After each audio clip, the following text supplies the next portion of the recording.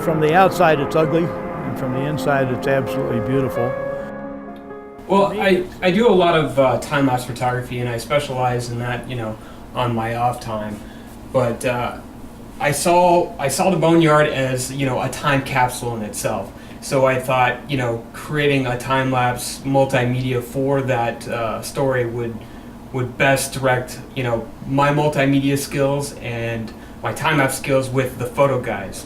And we really collaborated on, how we were going to tackle that and come up with new things while we were out there. It was just, when we first got out there, we looked at these airplanes and we did low exposures at night, and we weren't getting what we really wanted from the airplanes. We needed to breathe a little bit more life into them, so we started experimenting with LED lights and different stuff, and it really, I felt, brought the piece together. We went and purchased a set of 4 little LED lights from Best Buy. Something that we could cover up and we can stick inside the aircraft. Something small that we knew would produce a lot of light. I mean, you're going to get a lot of light in a 30-second exposure, but produced enough light. And then we based the color schemes, maybe what the aircraft was, or the color of the aircraft, or what the other color temperatures were that were inside the shot itself. So if Breezy's shooting a shot that has some really bright blue hues in it, we're going to punch it up with some green and red. And then too, you got the green as kind of the sci-fi feel for some of the stuff we did at night. The red provides that intensity. We did it in the cockpit. We did it in one of the turbines, using the red. So we went up. The color basis went off of that. Benny had a pocket full of filters that he carried around. I mean, he would spread out all these filters, and we would just go through which ones we thought were, the best one for the situation. Yeah. And then we just tape them on these the lights and just let it go. To me, it's a piece of history, a big piece of history. Everywhere we go and every feature story we tell, we obviously want to get a good portrait photo of that person, or the character that we're following. And Benny does a great job of portraits with that. I didn't think I was going to use the portraits until after the fact. Mixing video in between time-lapse, you've got that high quality, and then you've got like a drop-off of just like standard video, and it didn't go together. And actually, Drew Geraci, my roommate, made the suggestion that we go with using the portraits.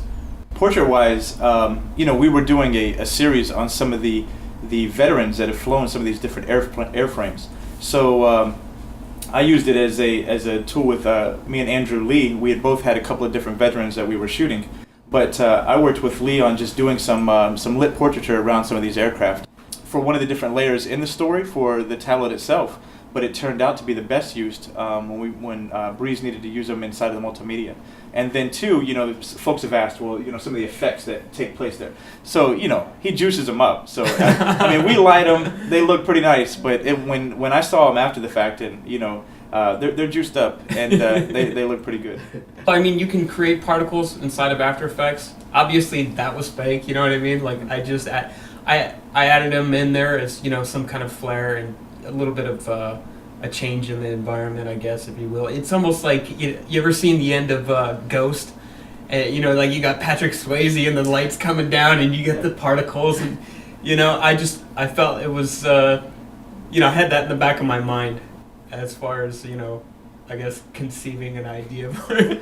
I know how weird and funny that might sound, but we get a lot of ideas from Ghost. The guys that we talked to actually, I felt like they were a part of that Boneyard, and they were, they were going to be eternalized inside that piece. So for me, it was almost like talking to these ghosty, ghostly figures. As you look around, you see there are not many lights. All you have is the stars and the ghosts and the shadows of these airplanes out here. We worked off of each other. So like, just setting up a frame, because these are individual frames. You're setting up frames, and then you're anticipating the motion that you're using with these sliders. Watching him, set this stuff up and conceptualize what he wanted to see out of it. We talked about the one rotating, canopy of that KC-135 that's sitting on the ground. And and he talked about it, but I do really recall him getting inside there and saying, "Oh my God, it's on the ground. It's like we can go inside of here, and then we can pull in and out of this place because you just don't get that viewpoint." The great thing about time-lapse photography and just still photography is that these images are huge. It's like this gigantic pool, and video is like a little bathtub of water. You know what I mean? You've got all this playing room now. You can just zoom right into whatever you want without losing quality whatsoever, and you can do dynamic moves with that. The process that it takes to do a time lapse, it's a tedious process, and to think that you're sitting there for a 3-hour shot is basically what you're doing, and the light has to stay the same. The battery has got to be. I mean, it's attention to detail when it comes to time lapse. You can't even stress that enough. It's the details of time lapse that are the death that could make or break your whole production.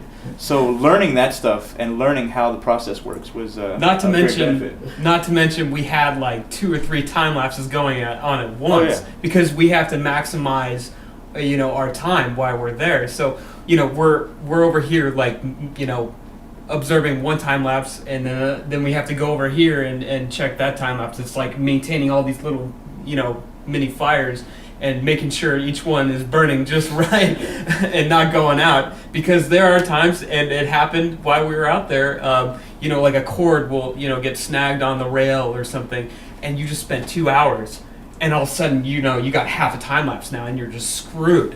Or the battery dies because it was cold. There's a lot of things that go into it, and a lot of people just think that you hit a button and you just sit there and wait. It's so far from the truth.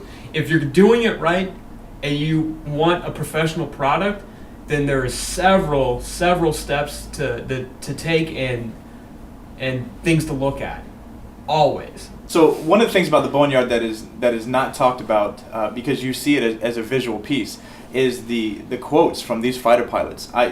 The audio that went into it and the interviewing skills that Breezy has to put this stuff together. I mean, those quotes made that piece. When we did the interview, I actually had Bennie, talk with them and walk around, around the aircraft, so it didn't feel like they were sitting still and asking, these questions. You know what I mean? They were moving around, they were interacting with things, and that, that stimulated all these other things in their mind. So when you brought up a question about, how do you feel like this place might, reflect time in a way, and then they would just throw things at you, and you're like, oh, thank you God, you know what I mean?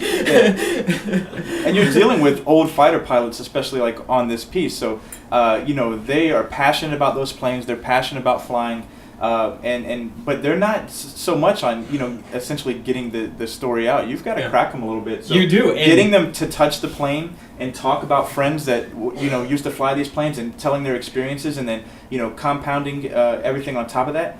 You're able to break them out, and then they become emotional, and then that's when it starts to flow. You remember the people, you get a little sad, but pilots all go west someday. Final shot that we took was a beast. It was definitely a beast because we found this aircraft and we walked inside, and I look up and I see a hole, and I was like, holy crap, we gotta do this. And we had a small amount of time to get that done, and we had 3 guys trying to rig this rail up inside this aircraft and not try to break an ankle or whatever, because it's just pitch black. A lot of people ask me about the very end where it comes up and you see it looks like a little bit of a sunset.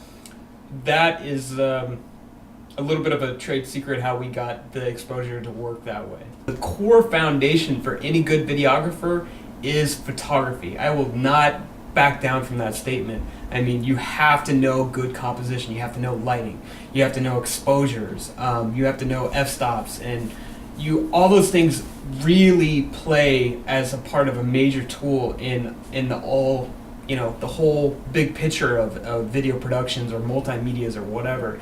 So just working with photo people, it's an organic process for me.